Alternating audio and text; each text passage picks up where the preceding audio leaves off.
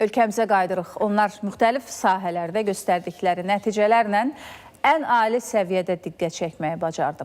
Söhbət dövlət başçısının sərəncamı ilə prezident mükafatına layiq görülən istedadlı gənclərdən gedir. Əməkdaşımız Ülkər Əliyeva onlardan bir neçəsi ilə həmsöhbət olub.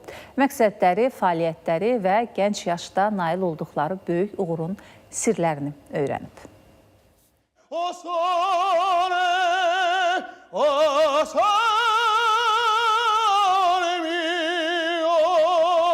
Səməd Novruzov prezident mükafatına layiq görülən gənclərdən biridir. Gözəl səsə sahib olmaqla yanaşı, o həm də Dost İnklüziv İnkişaf və Yaradıcılıq Mərkəzinin təlimçisidir. İkinci dərəcə əlilliyi olan görmə məhdudiyyətli müsahibim deyir ki, opera ifasına maraq onda uşaqlıqdan yaranıb. Bir neçə gün sonra 23 yaşını qeyd edəcək Səməd üçün ali mükafata layiq görülmək həm də ona ad günü ərəfəsində əsl hədiyyə olub. Atam tez-tez televiziyada məsələn bizim dahi vokal sənətimizin bahanəsi Dahi Bülbülə və yaxud Rəşid Behbudova, Müslüm Ağamayeva qulaq asanda mən onların oxumağı, yəni onların oxumağını eşidəndə içimdə bir titrəşim oyanırdı. Həm özümlə, həm də düzgün sənət seçməyimlə qürur duydum və Allaha sonsuz şükürlər eləyirəm ki, yəni məni belə bir prezidentimizin vasitəsilə belə bir mükafata layiq gördü. Səmədin məqsədi Azərbaycanı dünya səhnələrində təmsil edib tanıtdırmaq,